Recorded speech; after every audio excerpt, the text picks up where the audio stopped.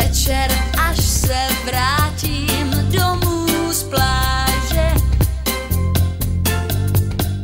dám si pod strom křeslo proutěný,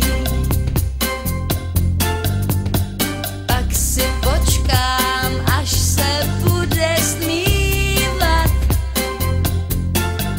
ať mi hnědou kůži soumrak ochladí. Tohle je moje léto, to je příjemný čas, jako když se zastaví a mě to jenom pobaví.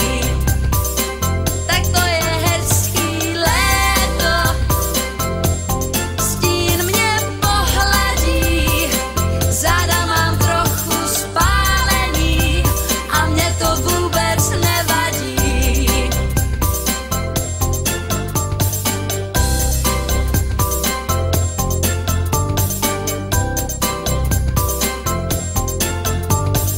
Možná, jestli hvězdy budou svítit,